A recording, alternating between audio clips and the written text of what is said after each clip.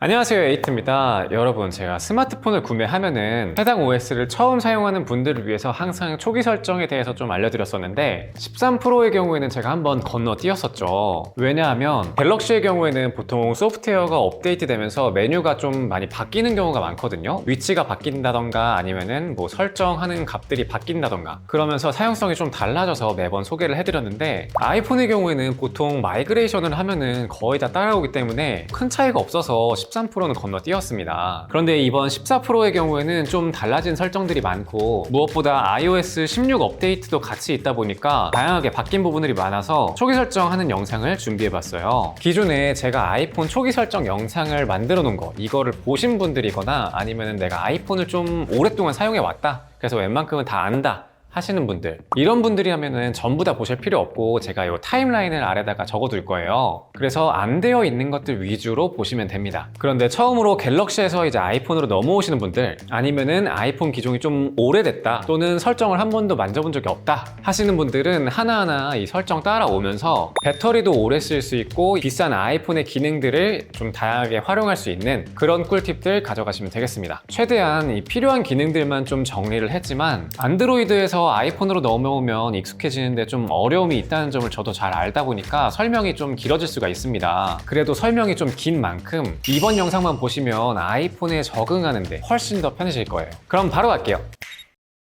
그냥 첫 번째로는 다크 모드입니다. OLED를 탑재한 스마트폰에서는 가장 필수적인 옵션이죠. 요거는 오른쪽 위에서 제어창을 내린 다음에 여기 있는 밝기 제어창 요거를 켜주세요. 왼쪽 아래쪽에 다크 모드가 있는데 요거를 활성화해 줍니다. 이 다크 모드의 가장 큰 장점은 배터리를 일단 아낄 수 있다는 거예요. 그리고 더불어서 자기 전에 핸드폰을 볼 때 눈부심이 좀 덜하다는 그런 장점이 있습니다. 그리고 두 번째로는 바로 옆에 보이는 나이트 시프트와 이 트루톤 설정인데요. 요거는 화면 색감에 대한 설정이에요. 트루톤의 경우에는 지금 화면상으로도 거의 바뀌는 게 없는 것처럼 보일 텐데 쉽게 생각하면 이런 주변 환경, 이 주변 빛에 따라서 이 화이트 밸런스를 조금 바꿔주는 겁니다. 이런 노란 조명에 좀 휩싸이게 되면은 이 화면 자체도 좀 노랗게 바꿔줘요. 그래서 주변 색깔에 맞춰가지고 이 화이트 밸런스를 조정해주면은 조금 더 눈이 편하게 인지를 할 수 있다 이런 기능인데 개인적으로는 이 빛에 따라서 색감이 좀 많이 달라지다 보니까 저는 끄고 사용합니다. 그리고 나이트 시프트의 경우에는 주변 빛에 따라서 바꿔주는 게 아니라 시간을 지정해서 색 온도를 따뜻하게, 그러니까 좀 노랗게 눈을 편하게 해주는 거예요. 쉽게 생각하면 블루라이트 차단 기능이랑 똑같다 생각하시면 됩니다. 이것도 근데 저는 색감이 너무 많이 틀어져서 끄고 사용해요. 이거는 여러분들이 원하는 대로 선택을 하시면 됩니다.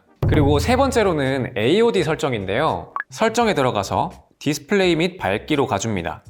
그리고 아래로 내리면 항상 켬이라고 있는데 요거는 아이폰 14 프로나 14 프로 맥스에 대한 설정이에요. 이거를 항상 켬을 활성화하게 되면은 요렇게 있는 게 화면이 지금 꺼진 상태인 거죠. Always on 디스플레이가 켜져 있는 상태인 건데 제가 직접 배터리를 테스트해 봤는데 잠자는 동안에 6시간 동안 테스트를 했을 때 약 5% 정도 달았습니다. 대충 시간당 1% 단다라고 생각하시면 돼요. 반면에 이 AOD를 끄고 사용을 하면은 화면이 꺼진 상태에서 배터리가 한 3시간마다 1%?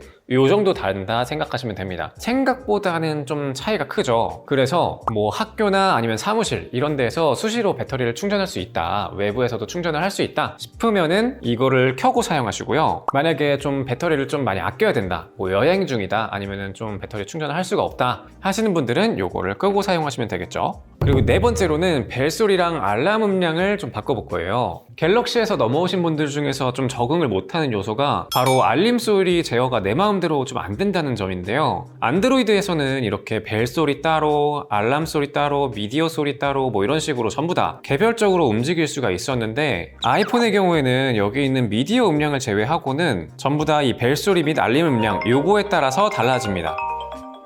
그래서 요 설정에 들어와서 사운드 및 햅틱 여기에서 요 볼륨을 조절해 줘야 벨소리, 알람 소리, 그리고 카카오톡 소리 뭐 이런 것들, 이런 크기들을 조절을 할 수가 있어요. 만약 알람 앱에서 이 사운드에 들어가서 이 알람 소리를 이렇게 키워놔야지 라고 설정을 하고서 저장을 했다고 치고서 마음 편하게 잠을 자면은 자칫하다가는 다음날 아침에 알람을 못 듣는 경우가 생길 수도 있습니다. 왜냐면 다시 한번 말씀드리지만 여기 사운드 및 햅틱 여기에 있는 볼륨 소리가 바로 알람 소리거든요. 여기에서 조절하는 이 알람 소리의 경우에는 그냥 잠깐 임시적으로 듣는 소리다 라고 생각하시면 됩니다. 그래서 요 점 반드시 다음날 출근하실 때나 뭐 학교 갈 때 이럴 때 꼭 참고하셔야 됩니다. 그리고 다섯 번째는 바로 키보드 햅틱 설정하는 건데요. 아이폰에서 기분 좋은 순간이 요 햅틱을 느낄 때인데 요게 보통 이런 다이얼을 돌릴 때 요럴 때만 있었는데 iOS 16이 업데이트가 되면서 일반 키보드 타이핑에서도 이 햅틱을 느낄 수 있게 됐어요. 해당 설정은 설정에서 사운드 및 햅틱이 들어가서 키보드 피드백 이쪽에서 이 햅틱을 활성화해주면 됩니다. 그럼 이렇게 일반 타이핑을 할 때에도 계속해서 이 햅틱 진동이 생기면서 뭔가 좀 기분 좋은 느낌을 받을 수가 있어요. 하지만 이게 서드파티 키보드 앱의 경우에는 지원하지 않는다는 점이 조금 아쉽더라고요. 그리고 여기에서 또 갤럭시, 안드로이드 유저들이 약간 아이폰을 처음 쓸 때 적응을 하지 못하는 요소가 바로 와이파이 끄기예요. 은근히 사소한 부분인데 아이폰의 경우에는 여기서 이 와이파이를 끈다고 해서 진짜로 꺼지지 않고 내일 보면은 다시 와이파이가 켜지고 이런 순간이 있습니다. 이거는 일시적으로 비활성화를 하는 건데요. 완전히 끄려면 이 와이파이를 꾹 눌러서 한 번 더 누르고 그 다음에 와이파이 설정에 들어가서 여기에서 꺼줘야 됩니다. 그런데 이러면 에어드롭이라던가 정확한 위치 파악 기능 이런 것들은 비활성화가 되기 때문에 필요한 순간에는 다시 켜야 한다는 점을 알아두시면 되겠어요. 그리고 다음으로는 제어 센터 추가하기입니다. 아이폰의 경우에는 우측 상단을 내렸을 때 빠른 제어를 위한 기능이 들어가 있어요. 여기 설정을 바꾸는 방법은 설정에서 여기 제어 센터로 들어가 주면 됩니다. 애플 홈킷 같은 IoT 기기를 사용하시는 분들은 홈 제어를 켜시고요. 아닌 분들은 이걸 꺼주세요. 그리고 아래를 내리면서 자주 쓸만한 것들을 이제 플러스를 눌러서 위로 올려주면 되는데요. 여기 위쪽에다가 추가를 하게 되면은 단순히 해당 기능을 빠르게 쓸 수 있는 것 뿐만 아니라 숨겨진 기능들이 있습니다. 예를 들어서 손전등을 한 번 클릭하면은 이렇게 온오프만 되는데요. 이거를 꾹 누르고 있으면은 밝기 조절을 할 수가 있습니다. 그리고 타이머의 경우에도 한 번만 누르면은 해당 타이머로 바로 들어가지만 타이머를 꾹 누르고 있으면은 시간을 빠르게 설정을 해서 시작을 누를 수가 있습니다. 그래서 해당 기능들을 한 번씩 꾹꾹 누르면서 자주 쓸만한 기능들을 담아두시면 되는데요. 그 중에서 이 손쉬운 사용 단축키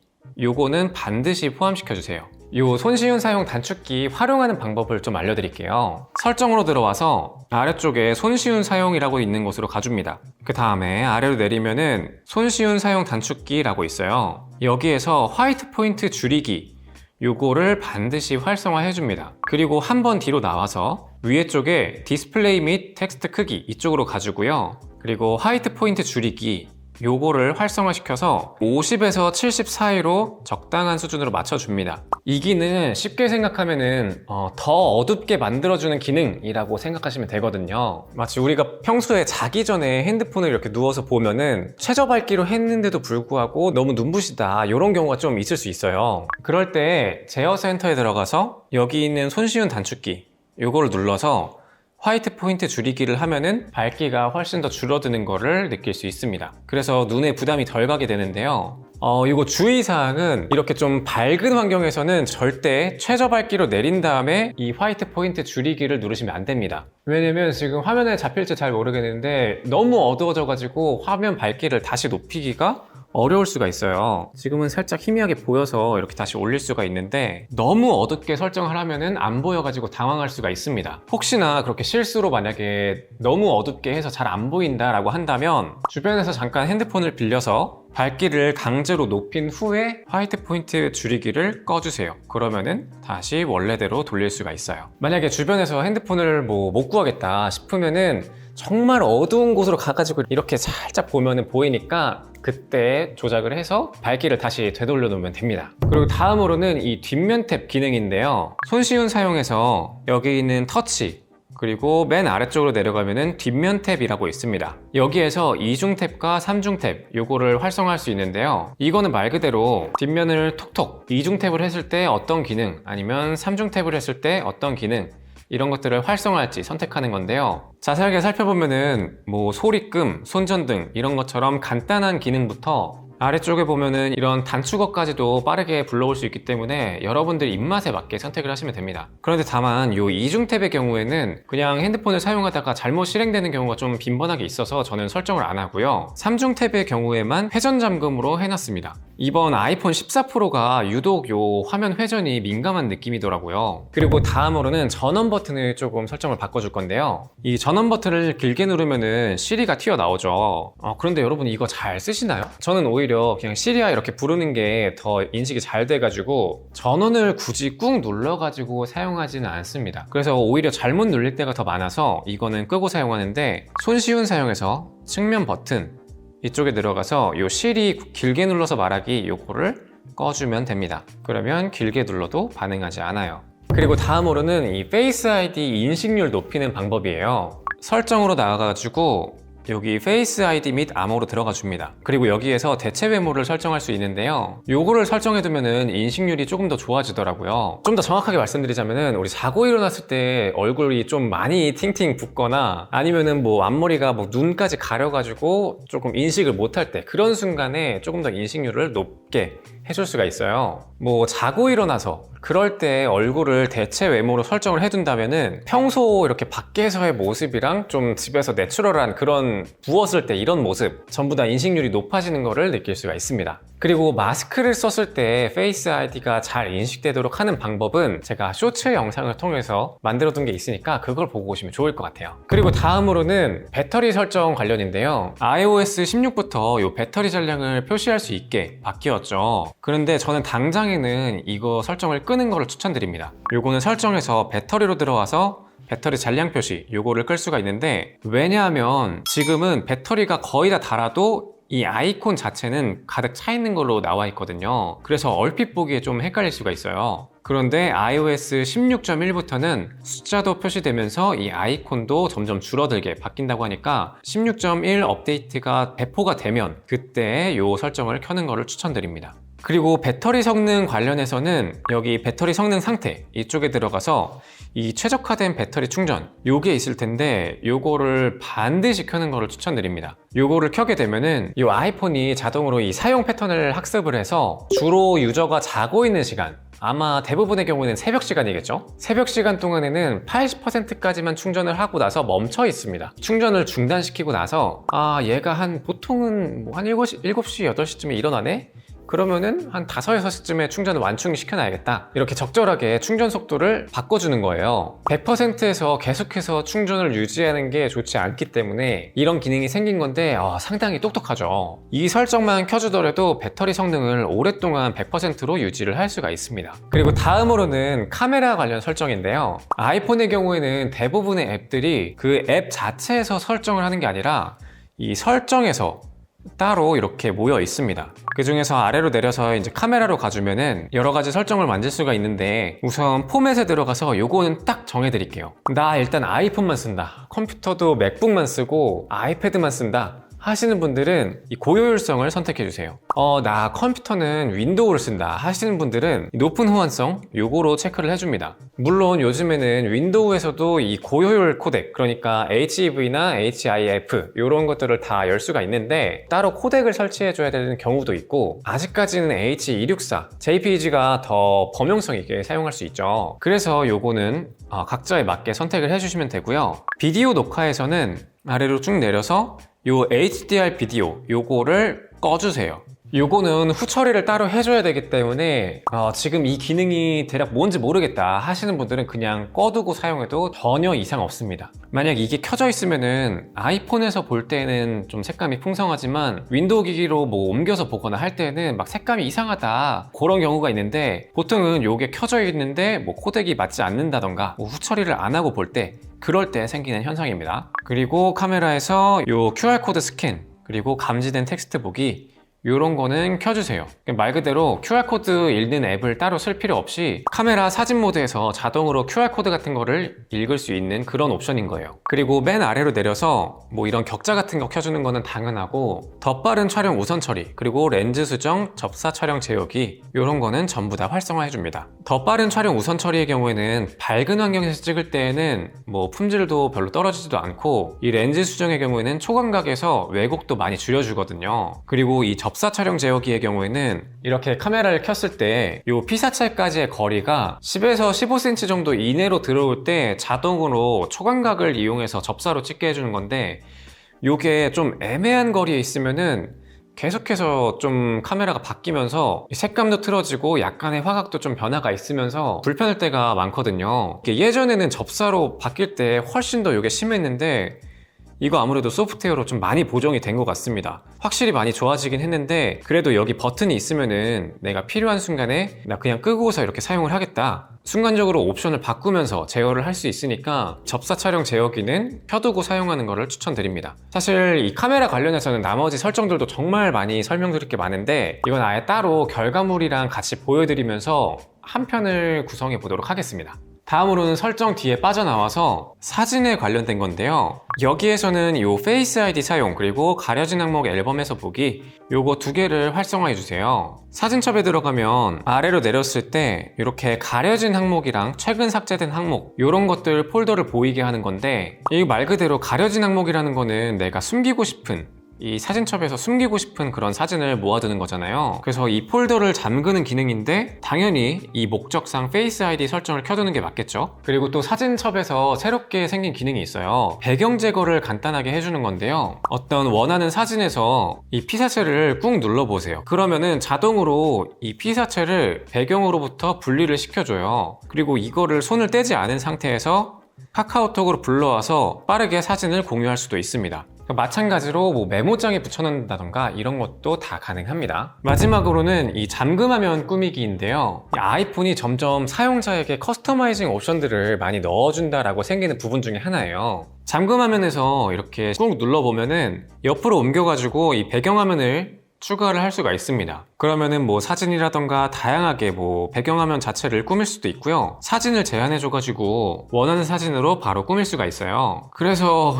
이렇게 하나 뽑아보면 뭔가 이거 허세 있는 느낌이라서 꼴도 보기 싫네요. 아무튼 설명을 위해서 가져오자면은 지금 이렇게 심도 있는 이런 설정, 피사체 자체를 얘가 자체적으로 분리를 해서 시계보다 앞쪽에다가 표현을 해줬죠. 이렇게도 꾸밀 수가 있는데, 만약에 이게 좀 꼴 보기 싫다 하시는 분들은 여기 우측 하단에 점점점을 눌러서 심도 효과를 제거를 해주면은 이 시계보다 뒤쪽으로 사진을 넘길 수가 있습니다. 요러니까 조금 덜 관종 같아서 조금 더 괜찮아진 것 같네요. 그리고 여기에 위젯 같은 것도 다양하게 추가를 해서 여러분들에 맞게 뭐 날씨라던가 아니면은 알람 같은 것들 빠르게 접근을 할 수가 있습니다. 이런 위젯 같은 거는 이미 다른 곳에도 많이 설명이 잘 되어 있고, 배경화면 꾸미기 같은 경우에는 여러분들이 더 취향껏 잘 할 것 같아서 기능적인 부분 위주로 더 설명을 드리자면은, 잠금 화면에 따라서 이 집중 모드를 페어시킬 수가 있어요. 예를 들어서 내가 이제 좀 공부에 집중을 해야겠다, 그럴 때에는 그거에 맞는 이런 배경화면을 딱 선택을 해둔 다음에 추가를 눌러주고, 이 잠금화면 쪽으로 다시 와준 다음에요, 이 아래쪽에 보면은 집중 모드라고 있죠. 요거를 선택을 해서 업무 모드 또는 공부 모드 이런 식으로 설정을 해주면은 요 배경화면으로 바꿨을 때는 자동으로 업무 모드가 됩니다. 이 각각이 뭐가 다른 거지? 라고 한다면, 요 각각마다 좀 활성화시킬 앱들을 따로따로 개별적으로 선택을 할 수가 있어요. 이 설정을 하려면은 요 설정에 들어가서 집중 모드로 들어가 줍니다. 그리고 뭐 업무나 공부 이런 거에 대해서 추가를 하나 해주시고요. 여기에서 앱들을 어떤 앱들을 허용을 할지 그런 것만 개별적으로 선택을 해주는 거예요. 예를 들어서 업무를 위한 전화랑 뭐 메시지 그리고 메일 정도는 알람을 허용하겠다, 이렇게 설정을 해두면은 다른 SNS 같은 거나 그런 앱들은 허용하지 않으면서 조금 집중할 수 있게 되는 거죠. 조금 더 디테일하게 들어가면은 홈화면마저도 내가 원하는 대로 꾸밀 수가 있습니다. 이 뒤쪽에는 평소에 홈화면이 떠 있는데 그 중에서 내가 필요한 앱들만 따로 모아가지고 생성을 할 수가 있어요. 새로운 페이지를 들어가서 앱 편집, 여기에 들어간 다음에 뭐 단축어 앱은 뭐 업무할 때 필요 없다, 파일 앱도 딱히 필요 없다, 미리 알림 뭐 이런 것들은 다 필요 없다, 이런 것들을 빼주시고 구글 드라이브 필요하고 업무를 위해서 카카오톡이 필요하다, 이런 식으로 추가를 해주면은 해당 앱들만 화면에 표시되게 바꿔줄 수가 있어요. 그리고 또 수면일 때는 뭐 다른 앱들을 전부 다 막아버리고서 잠에만 집중할 수 있는 그런 모드로도 설정을 할 수가 있습니다. 이렇게 활용을 하면은 요즘에 스마트폰의 주의력을 뺏기는 경우가 많은데, 그나마 조금이라도 더 제어책을 만들어줄 수가 있는 거죠.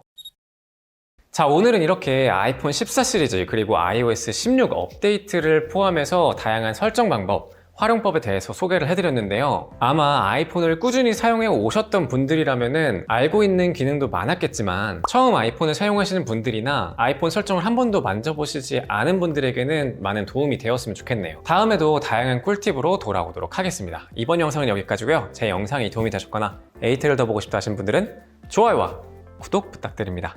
감사합니다.